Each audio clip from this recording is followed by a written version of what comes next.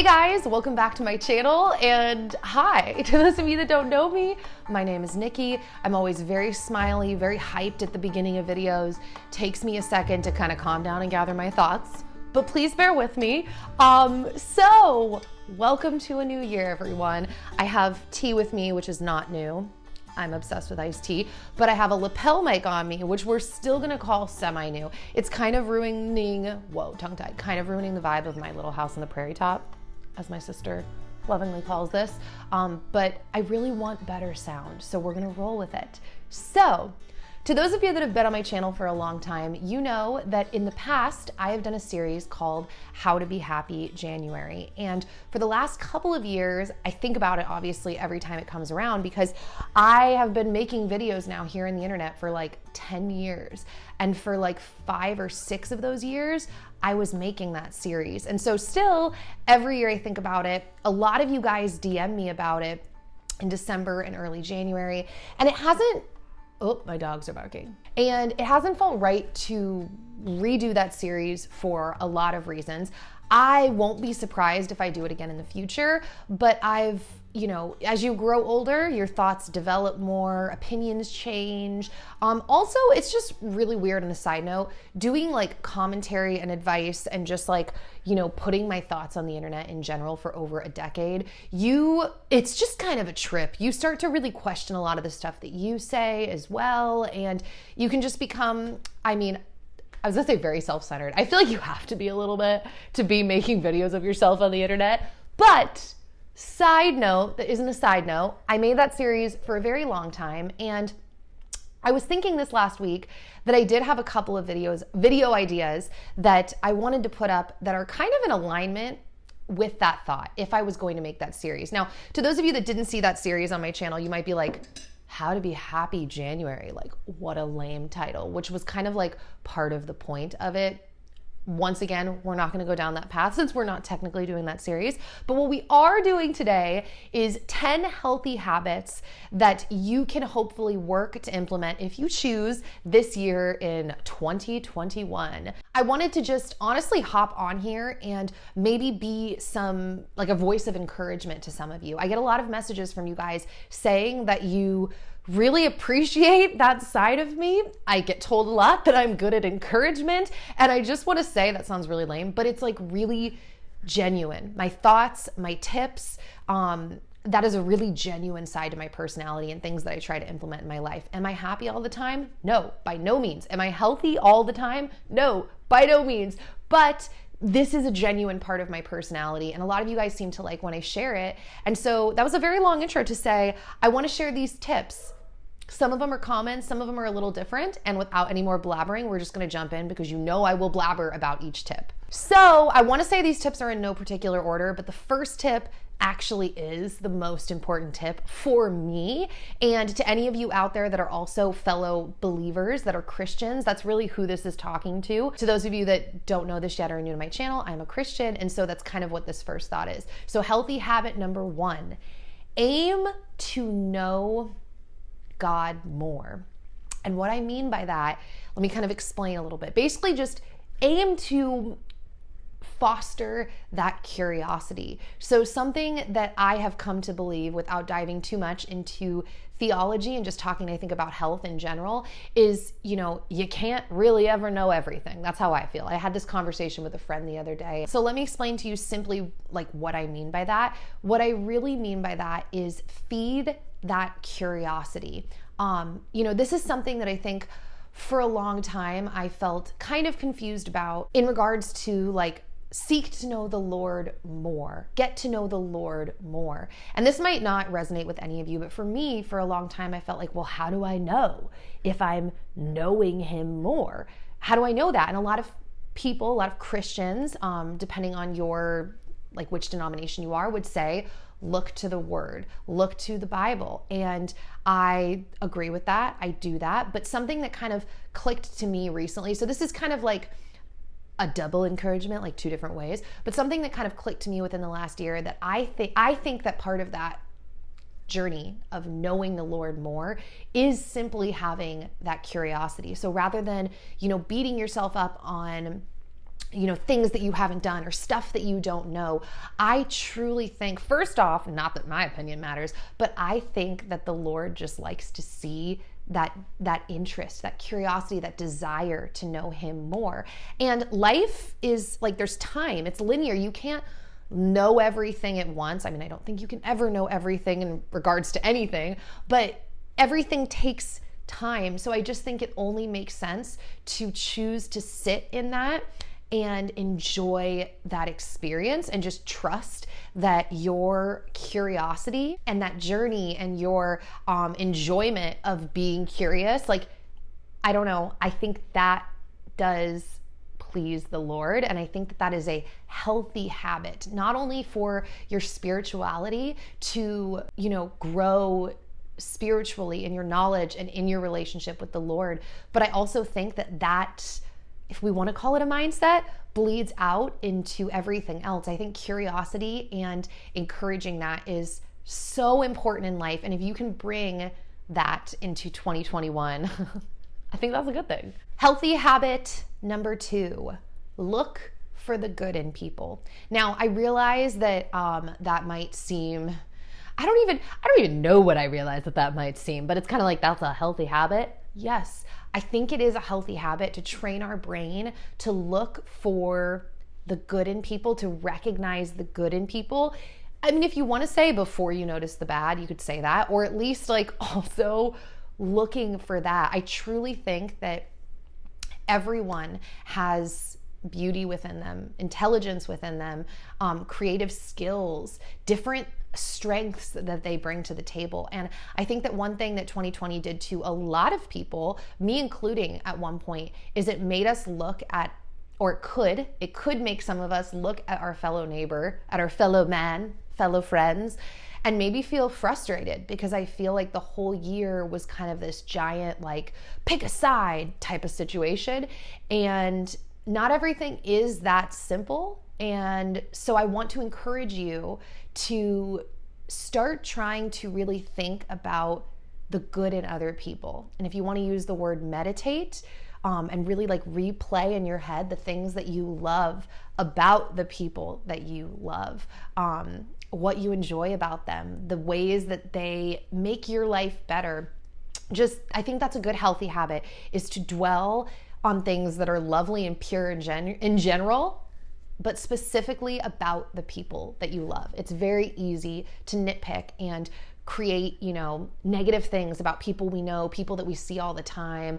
And, I don't necessarily love the word negative, because I think that things that are maybe causing problems in a relationship per se, those negative things can sometimes just be like things you want to work on together, communication that you need to have together to help meet each other's needs. But I'm just giving kind of the other side of the coin here. Sometimes it's our own minds and hearts that need to shift.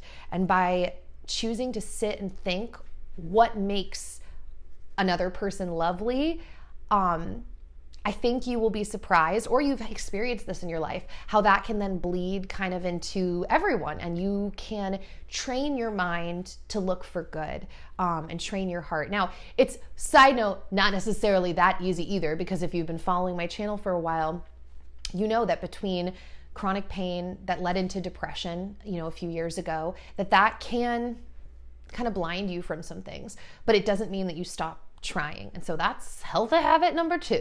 Healthy habit number 3, eat more whole and real foods.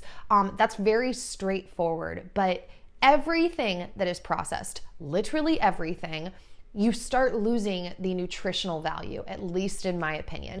I think that the fresher that you can get food, the closer to its original source, which means from the earth, not from a factory. I mean, I feel like you know that. I don't know why I'm speaking like a kindergarten teacher.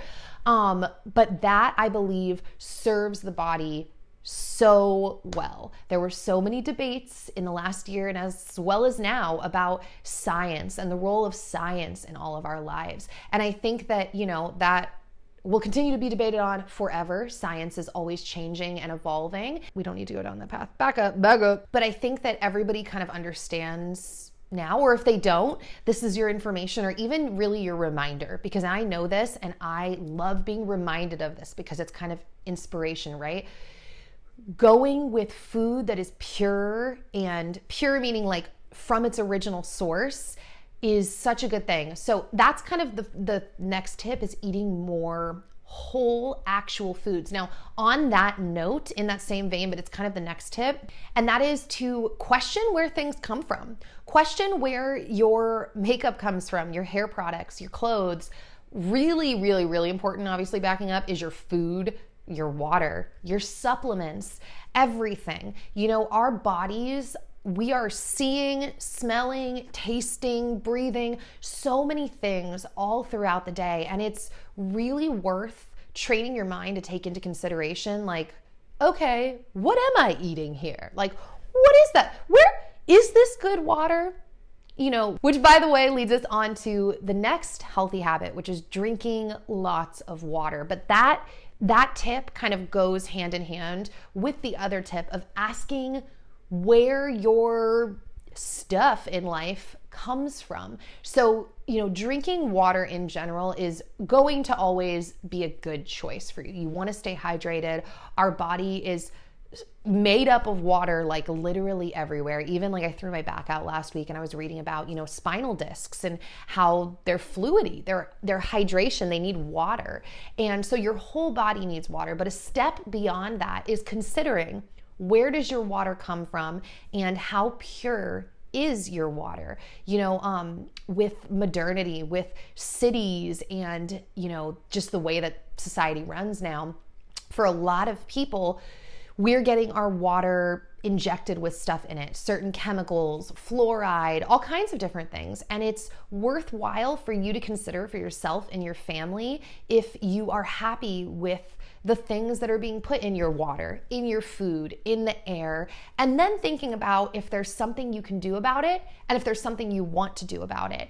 And, you know, just becoming aware of all of those things in general, I think is just a really good, healthy habit. Kind of like, you know, I feel like a basic Bay healthy habit, like bringing it back a few years, I don't know why I'm calling it that, is like reading the ingredients on a package. That is like the same thought here. It's developing that curiosity to want to keep your knowledge growing, your brain growing, your ability to care for yourself and your family going. And so having that curiosity of like, what's in these chips? Like, what kind of oil did they cook these chips in? Or like, what is the flavoring? When was this made? Like the bag that this chip is in, like, do I like this kind of material? Like, just having that curiosity will not only keep your spirit and your brain like sparked and high on life, but I truly think it will serve your body and your family. So those last two tips were kind of the same but separate. Drink lots of water all throughout the day. Drink water. Have a drink with you. Do some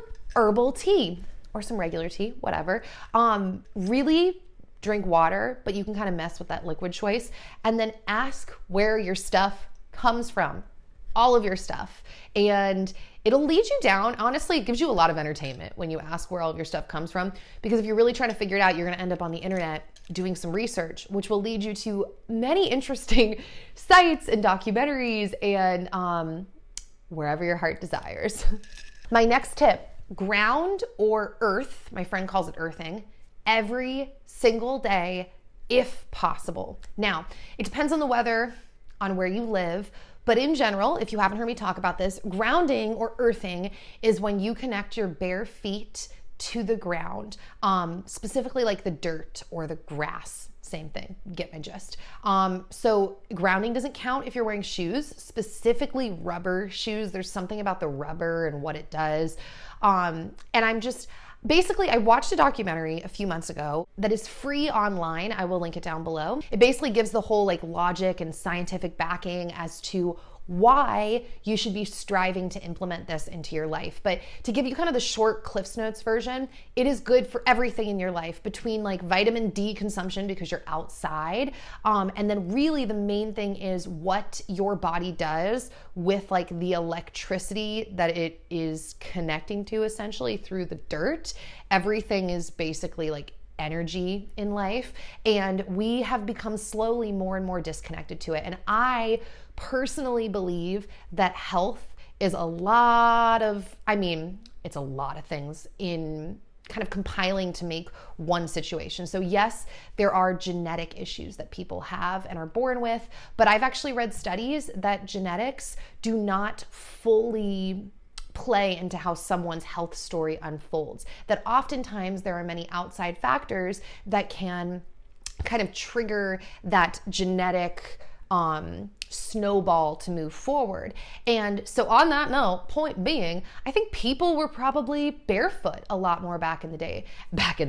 And if they weren't barefoot, we didn't have rubber soles for all of history. I just think that whatever. I don't even need to go on. Go watch the documentary, because I'm not here to give a book report. I am here though to say that I think it is extremely healthy for your body, your immune system, your mind, your soul, your energy to get outside barefoot, even if it's cold. Doesn't have to be long. My friend tries to do a half hour. I don't know anything, but I don't think it really has to be that long. I just like getting out, wiggling my toes. The other day I was down in the mud, literally wiggling my toes in the mud and crawling through the mud with my son. So is that gross, or is that like a natural immune system booster? You tell me. Okay, so the next tip is not necessarily for everyone, but it kind of is for everyone. Decide an instrument, if you don't already have one, to start learning. Now, I say this isn't for everyone because not everyone is interested in music, but it kind of is for everyone because low-key, I think almost everyone is into music. Like, I think music is, other than math, I feel like it's like the universal language, although I know math is highly debated on as well, and as is music. Everything is debated on. You really learn that once you get on the internet, that everything is debated on. Anyways, I think it is extremely healthy, once again, going back to the beginning, the mind, soul, spirit, to do something musical. And if it can be an instrument, what I think is cool about that is you are specifically strengthening, like, oh, all the shadows are moving. Anyways, whatever. Is my hair, by the way, has been driving me kind of insane. I'm used to having my hair be like a wild mess when I'm running around, and I love it. But every time I sit down to like film, I feel like I have to like adjust it or it looks weird, and then I don't want to hit the mic, but then I feel like I look weird anyways. You didn't need to know all that. Anyways, backing up. Oh, that's right. I forgot what I was saying because I was so into my little hair talk. An instrument. I, as many of you know, have learned how to play the piano as an adult. Now, that's not the complete truth. I did take some piano lessons when I was younger, but honestly, couldn't remember anything except doing a C chord. Seriously. So when I started taking piano a few years ago, shortly before we moved to Nashville, I didn't know anything. And it was really hard and really frustrating, and actually, not to sound dramatic, kind of emotional, because I grew up a dancer, for those of you that don't know, like a full-on dancer, like taught dance for 5 years, danced competitively, moved to Singapore to dance at one point, and sing and act, but you get the point. I was fully in like the entertainment industry. And I kind of am now, but I'm like off kind of doing my own thing. I'm not like dancing in Singapore anymore. Anyways, music had always been such a huge part of my life, but it's like having songs and stuff in your head that you can't get out is so frustrating. Learning curves are frustrating. And if you're like me, learning curves can often divert you from even trying that new skill because it is so boring and so frustrating. So what I wish I could tell you is learn to love the experience of learning, which, is true. And I kind of do. I do my best to enjoy it. But if I'm being brutally honest, there is a part of my soul that is so frustrated and dying when I have to learn something new that is creative, because I want to be able to be free and fly and express myself in that creative endeavor. And you really can't unless you're just a natural and you pick it up right away, or until you actually repeat something enough to learn the skill. Kind of like speaking a language. I don't have to think so hard all the time to speak to you. Music feels like its own language. And that's what I've said to Dan as I've learned how to play the piano more. It's like I'm learning how to speak through the piano, slowly but surely. And the thing is, if you guys have been watching my channel for a while, you know that I am a big proponent of a concept called the slight edge. Now, the slight edge is a book. You can read the book, listen to the audiobook. I can give you the Cliff's Notes right now, but it's a really good book. It's worth reading if this like resonates with you. The concept of the slight edge is you can basically do and learn anything you want if you make very small steps consistently, basically every day. I mean, it's not even that uptight, a couple times a week. It's a concept of consistency. And it's something that when I read that book, I not only felt so vindicated, if that's the word, because that is kind of the way that I operate a lot in my life, but I felt encouraged. I was like, yes, this is what I need to do. There is another way beyond the drop everything and focus on one thing till you're an expert. Now, I said it with that voice. I don't mean it like that. I actually think that that is probably a great technique because so many people tout it, to really stop and focus on one thing. But for my personality, that has never worked for me. And I'm not just gonna like not move forward in life. So the way that I have continued to move forward in different skills is through utilizing the principle of the slight edge. Small baby steps consistently over time. It adds up. It creates that interest, if that's the word. So learn an instrument. And even if you can only spend 5 minutes a day, literally, if you set a timer, I think you'll be surprised with how much you'll know by the end of 12 months. You'll be like, what? Because the time's going to pass anyways. That's one of my favorite sayings. The time is going to pass anyways. So what do you want to do with it? But also it keeps your brain youthful. And then the other cool thing is, you know, I don't know, I think it's one of those things that assuming you don't lose, you know, you don't become an amputee or you can't, you know, not move suddenly. It's something you can do for quite a while as you get older. And I like that.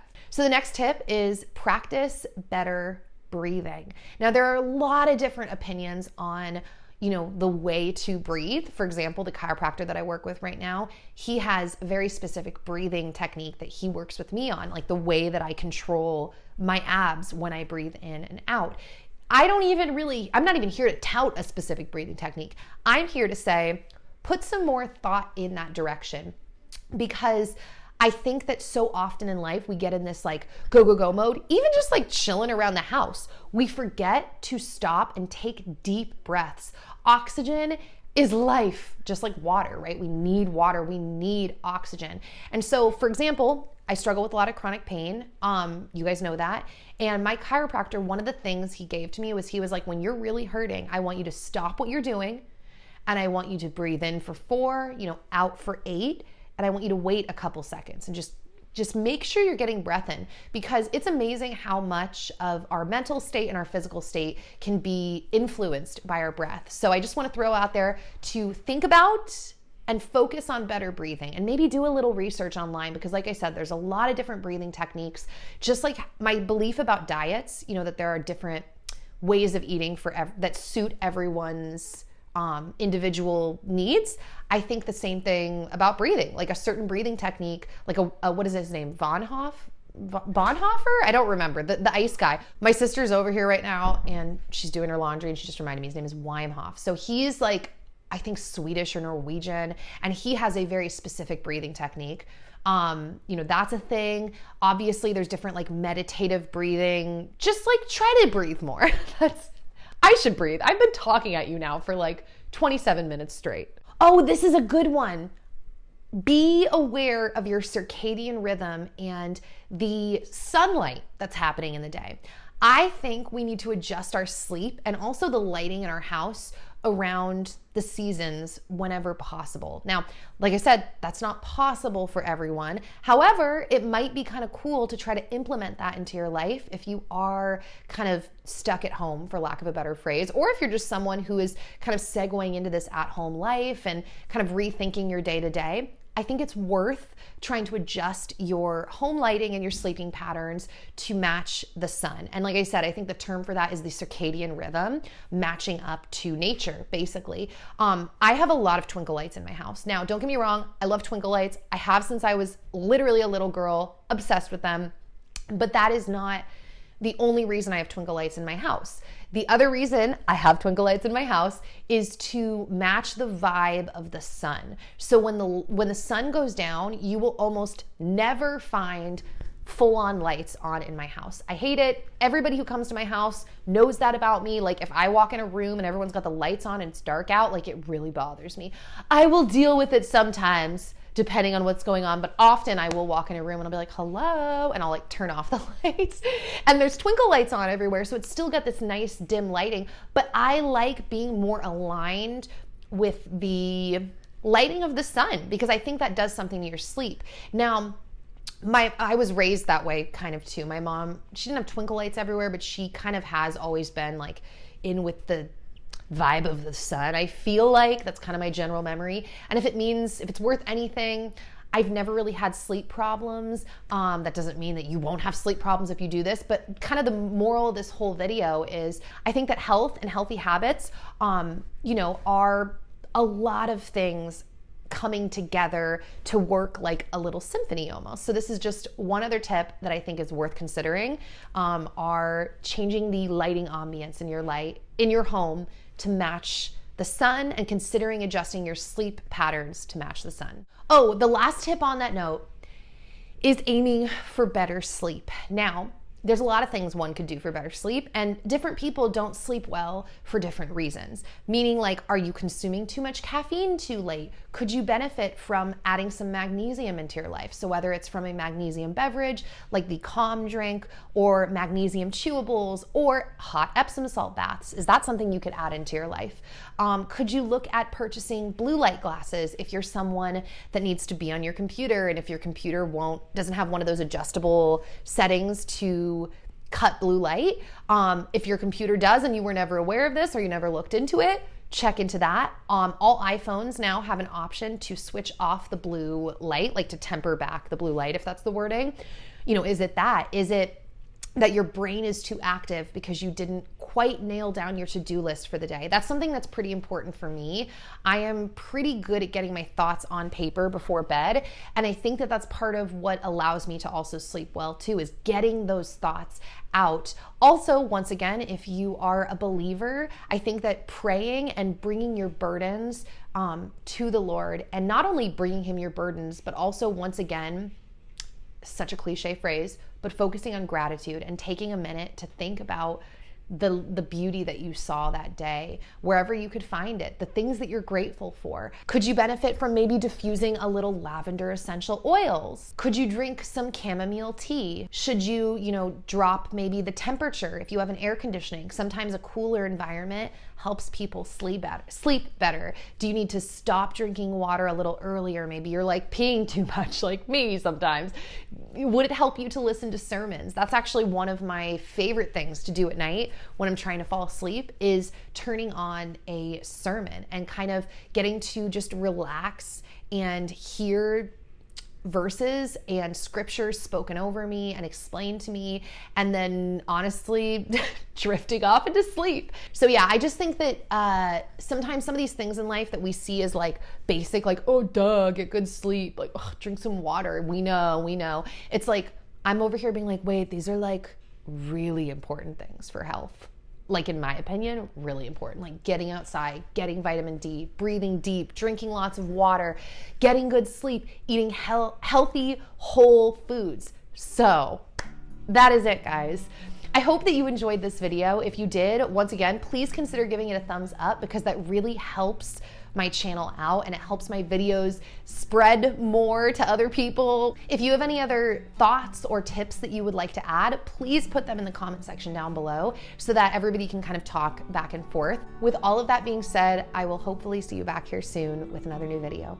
Bye guys, Happy New Year's.